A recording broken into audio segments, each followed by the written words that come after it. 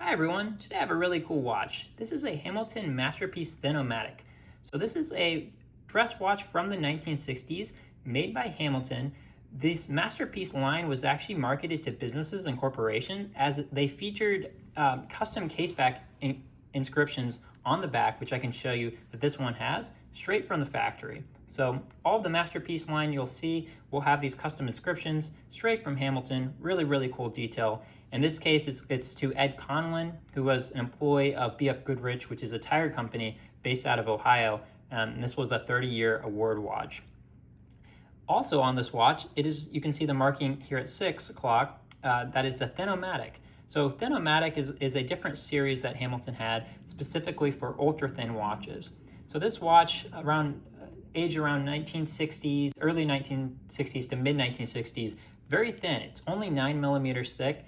And how they achieve this is a couple things. You'll notice that the case construction, there is no seam on the back. Oftentimes you'll see this the seam here where you can take a case knife and you can pop off the case. So there's these pop-off case backs or screw down case backs. Here you see neither of this. It's completely smooth seam all the way around. And the reason for this is that this particular movement comes out from the crystal. So you have to use a specific tool to pull off the crystal, and then you can take out the movement. So what this allows is a very thin case profile that is very highly water resistant. And you can see that the dial is in immaculate condition. I think a lot of that on these watches is just how well the water resistance really worked. That even over 60 years later, the water resistance is still doing its job.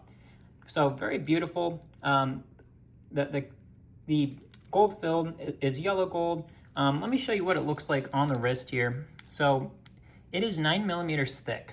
Very, very, very thin. So you can see it wears quite well on the wrist. Lug to lug, 37 millimeters, very svelte. So very wearable on the wrist.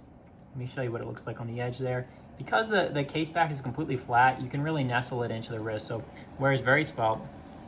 And this layout here of the dial, it's got this really beautiful radial sunburst, silver sunburst style of dial here. And you can see just how the light hits it, how it radiates off from the center.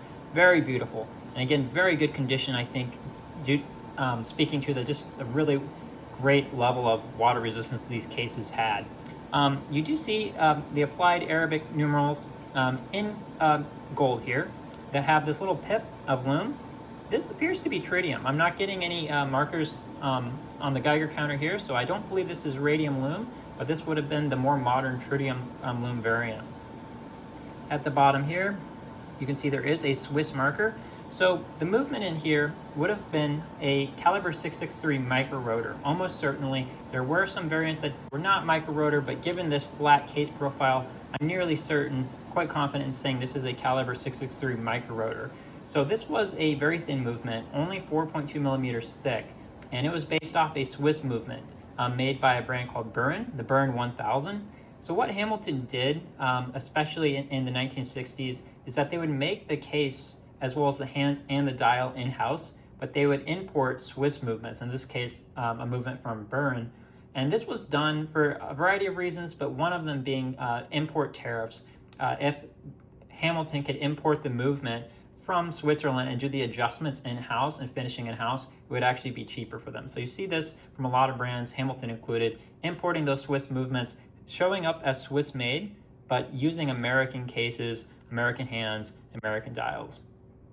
So this is a really cool watch, really excellent condition, very classic proportions, really excellent dial, very readable.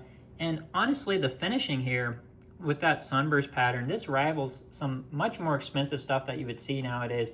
If this watch was made nowadays, I would imagine it would go for quite a bit of money. So I think these are excellent value watches for the price, and really classic, very wearable. I love the dimensions. I love how compact, again, that 37 millimeter lug to lug and only 9 millimeters thick. This is honestly, even given its age, a really good daily wear dress watch, even today in 2026. So really recommend checking out this watch.